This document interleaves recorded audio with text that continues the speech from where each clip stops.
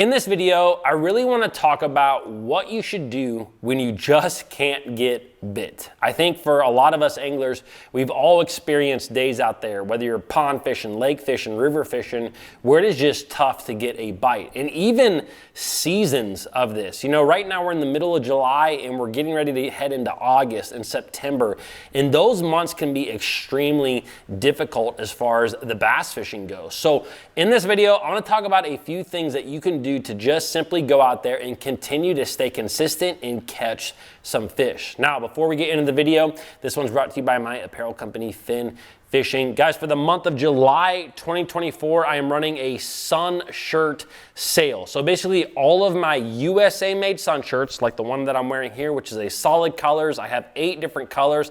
All of them are 20% off. And I have a really good stock of the sun shirts right now. I think there's only a few that are sold out, as opposed to sometimes I'm missing a lot. And so right now they're 20% off, whether you buy one or if you want to buy 10, sure, go ahead. But anyways, shopping at Fin Fishing is surely the best way to help support this channel. I will leave links down below in the description. All right, let's talk about just when it is tough to get bites. Like I said, I think all of us anglers have experienced this. And so I want to talk about a few things. One, I want to talk about kind of lures that really work well in tough conditions, and also a couple of areas on the vast majority of lakes where we can go to catch some fish. Now, the first thing that I want to talk about is simply the lures that we select. There is no doubt in my mind, and if you look at a lot of different studies out there that have been done on bass, when you start to get into the kind of the dog days of summer, when it really gets hot and it's really hard to get bit,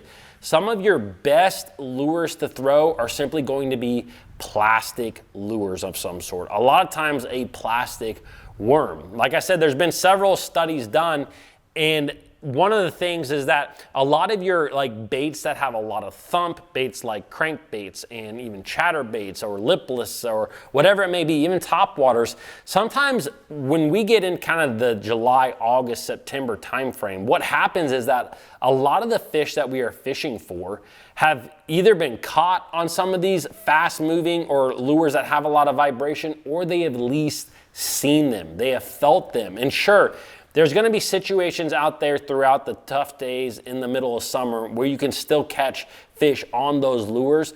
But if you look at a lot of the science, one thing that a bass tends to forget, or tends to still bite even when things are very, very tough, is a plastic bait of some sort. Now, specifically a plastic worm. So during this time of the year, if I'm going to the lake and I already know that it's going to be very tough for me to get bit, a lot of times I am going to start with soft plastics of some sort. And for me specifically, there's just a few techniques that I throw a lot. Now, one is the drop shot. You guys know how much that I love a drop shot, and I've been throwing a drop shot for a number of years, and the vast majority of time, there's still a lot of anglers out there that think that a drop shot is a vertical technique where you're getting over the bass, you're dropping vertically down to them. Sure, you can absolutely do that, but the vast majority of the time that I fish a drop shot, probably 90% of the time, 95 even, I am casting a drop shot and I am simply dragging it back to the boat. And I get a lot of bites on straight-tailed worms with a drop shot. And a lot of times I'm going to start with that technique this time of the year. Another technique that produces a tremendous amount of bass, and it's one that I still think there's not a lot of anglers fishing, is what would be known as a Neko rig, or you'll hear a lot of guys call it the Nico rig. Technically, even myself, I call it a Nico rig, but it's called a Neko rig. But anyways, this technique, I think one of the biggest reasons a lot of anglers still don't fish it a whole lot is you have to work it pretty slow down there in the water. You know, with the drop shot, I can use a 3/8 ounce weight. I can really drag that thing across the bottom. With a Nico, a lot of times the biggest weight, nail weight that you're using in that is maybe an 1/8 ounce. And so in order to keep that bait down there on the bottom and in the strike zone, you really have to work it pretty slow. And it just can be a very tedious way of fishing. But with that being said, the Neko rig, it gets a ton of bites, a ton of bites. And the nice thing about the rig is even if you're not getting bass to bite it, you'll have a lot of bluegill come up there and bite it. And we all know that sometimes it's just nice to get some bites when you're really struggling out there. But a Nico rig is definitely one that we like to have. Another one is the Ned rig. A lot of us know about the Ned rig. A lot of us fish a Ned rig. And the thing about the Ned rig this time of the year is typically, actually every time of the year, but this time of the year, even more importantly, the lighter a Ned head that you can go with, typically the more bites that you're going to get. And so again, it's just one of those things, it forces you to slow down, but a lot of times because you are fishing that plastic so slow around fish, you're going to get some bites out of there. Now, the next thing that I want to talk about is locations on the lake. And I actually did a podcast with Kyle Welcher I think it was last year around this time of the year. And one of the questions that I asked him is, what do you do when you get into those ruts during a tournament situation? Now this same thing happens to us when we're just out there fun fishing. I said, what do you do when you just can't, buy a bite out there? And he said, I am going to go to the one place on the lake where I just think that I could catch one fish. Like, even if he needs to catch 5 in his tournament, he's like, I'm just trying to catch one fish. That is all that I'm going to do. So over time, it's really made me think about those one areas where you can just generate some bites. And look, depending on what type of lake that you are fishing, this could be a number of different things. But I know for some of the lakes that I fish, there's a few of those areas that are like, that's where you're gonna get a bite. Now, one of those is a dock.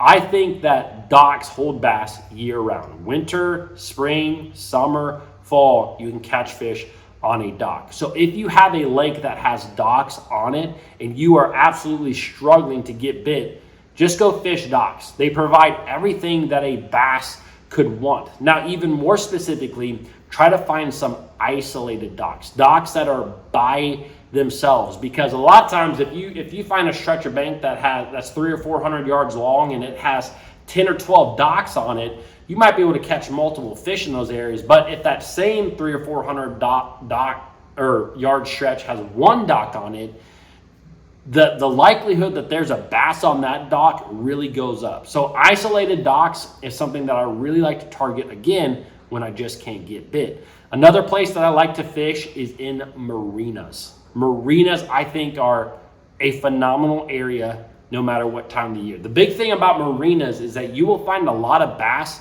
that spawn in marinas. And the reason being is that all these marinas, they are built in order to block wind. So they have very protected water, and typically you have a lot of hard cover, like a lot of riprap that they put in, a lot of concrete, a lot of hard bottom areas. So they are a spawning factory for bass. Now, with that being said, there is a lot of studies that show that there are a lot of bass that do not travel a lot throughout a year. Bass are kind of like people, where you have some that travel a lot throughout the year. You also have some that just have a home range, and they stay in that home range all the time. So if you have a lot of bass that are spawning in a certain area, there's gonna be a population of fish that stays there year round. And so therefore, taking those plastic worms like we talked about, fishing them in marinas that have just a population of fish can be a great way to simply go out and get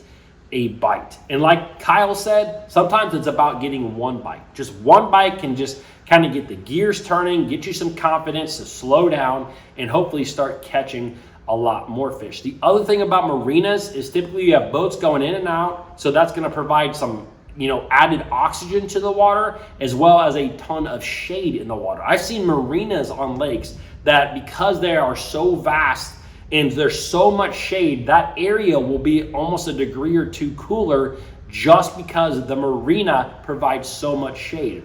That can attract bass in the middle of summer when things are really, really tough. Now, there's a lot of other lakes out there in the country that don't have some of the things that I just talked about, like docks and marinas. And so you really have to figure out where on your lake is one of those places you can just get bit. For me, I know points. Like points on any given body of water, you can catch a bass on at any given time. And the best thing about a point, they're easy to see on a map. You can target them very, very quickly, so you can run a lot of points. And if you end up figuring something out, you have a lot more typically to fish.